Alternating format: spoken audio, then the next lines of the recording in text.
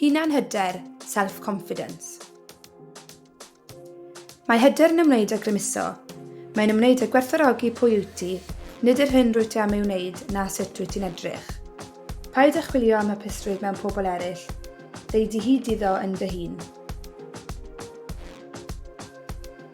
Beth yw hunanhyder? Hunanhyder yw credu yno ti dy hun a dy alluoedd. Pan wyt ti'n hyderus, rwyt ti'n fwy tebygol o leisio dy farn, weithredu a peidio ag ofni mynd ar ôl beth wyt ti eisiau. Mae'n dy helpu deimlo'n dda ynglŷn â pwy wyt ti a beth wyt ti'n gallu ei wneud. Beth yw hunanhyder yn y byd gwaith? Mae hunanhyder yn y gweithle yn golygu credu yn dy alluoedd, ymdopi â chyfrifoldebau, gwneud penderfyniadau a chyfrannu at dîm. Gyda hyder rwyt ti'n fwy parod i wynebu heriau, cyfathrebu'n glir a dysgu o gamgymeriadau. Bydd hyn yn dy helpu dyfu'n broffesiynol ac yn annog eraill i ymddiried yno ti yn y gweithle. Cymharu gyda dy hun. Dylem anelu at fod y fersiynau gorau ohonom ei hunain, ein lles ni ac i cael effaith cadarnhaol ar eraill. Gofala am dy hun a thyfa pob dydd. Dathla dy lwyddiannau heb gymharu ag eraill. Os wyt ti'n cymharu, mesured y gynnydd o ble gwnes ti ddechrau, gan ganolbwyntio ar dy daith dy hun. Beth sydd yn gallu effeithio ar hunanhyder a hunanwerth person ifanc? Mae sawl ffactor yn dylanwadu ar hunanhyder person ifanc, gan gynnwys cefnogaeth neu feirniadaeth teuluol, perthnasau a chyfoedion a phrofiadau bywyd fel bwlio neu newid mawr.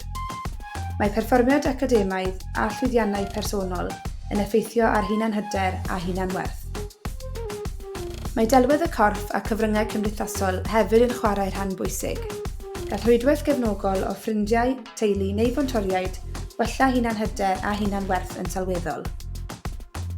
Dyma 4 tip i ddatblygu hunanhyder fel sgil. Yn gyntaf, gosod heriau bach. Dechreuai gyda heriau y gellir ei gyflawni'n hawdd i adeiladu momentum. Ymarfer sgiliau cadarnhaol. Mae angen newid meddyliau negyddol gyda rhai chadarnhaol. Atgoffa dy hun am dy gryfderau a dy lwyddiannau yn y gorffennol. Gadael y man cyfforddus. Mae'n bwysig croesawu heriau newydd mwyn tyfu a datblygu. Bydd gwthio dy hun y tu hwnt i'r hyn sy'n gyfarwydd yn dy helpu i dyfu ac i ddod yn fwy hyderus. Yn bedwerydd, canolbwyntio ar dy gryfderau.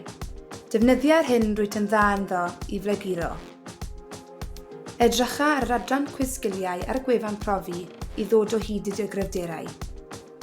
Dathla dy sgiliau a dy hyder, gan fod gennyt lawer i gynnig i'r byd. Mae pob talent yn unigryw i ti ac yn dy helpu gyflawni pethau mawr. Nid yw hyder yn ymwneud â pherffeithrwydd, ond yn hytrach credu yn dy potensial. Cymra falchder yn dy lwyddiannau, gan bydd yr egni positif yn dy yrru ymlaen. Po fwyaf y bydde di'n dathlu dy allu, y mwyaf y bydde di'n ysbrydoli dy hun ac eraill. Nid llwyddiant yw'r allwedd i hapusrwydd yw'r allwedd i lwyddiant. Os wyt ti'n caru'r hyn rwyt ti'n ei wneud, llwyddi di.